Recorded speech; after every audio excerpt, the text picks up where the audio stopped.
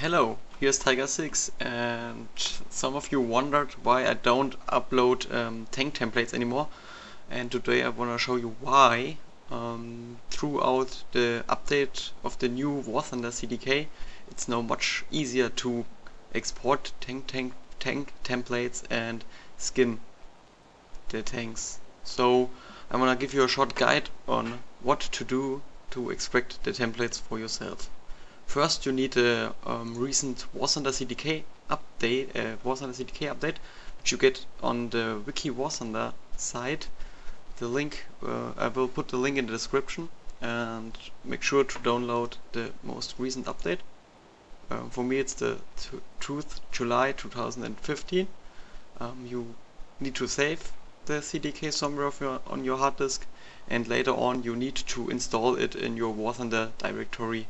If you have the game via Steam, you need to select your Steam Apps Common Thunder folder and install the program there. Second, you need the GIMP image processing tool, and you also need the DDS plugin, which I will also put the link in the description. And you need to install it with the manual, which is given within the download, and then we are ready to go. So, if you have installed the Thunder CDK, you can start the assets viewer, which is also in the CDK folder, and you need to navigate for tanks in the pkg_main_tanks folder. In there you will find all tanks which are currently in game. So, for example, you want to extract the Leopard 1 template, you select the corresponding folder, the term Leopard 1, and then you got the different files for the body, the turret and the gun. Yes, and for this example we want to extract the body, and make sure that you select the files with underscore and C. These are the files which the texture is on. The underscore N files are for the bump maps and the reflections in game, and for the first time we don't want to modify them. So let's start with the body underscore C. You get your preview of your texture you want to extract, and since we have the newest version of the CDK, we got a little new button called Export to DDS in the right corner, and we click it once and there will be a dialog which you can select where you want to export the texture. I save it in my work in progress folder, which I created. You can save it wherever you want, just make sure you remember where it is.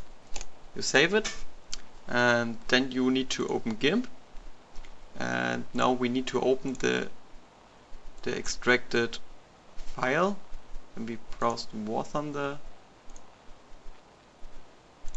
in our Thunder folder, to our Thunder CDK folder, to our work in progress folder, and there we find the DDS file which contains the texture. So we open it, and since we have installed the DDS plugin in the previous step, we can open it in GIMP. We uncheck all these options, and yeah, now we see the template. If you have watched my first video, you know that we need the alpha and the RGB layer separated to work with the file.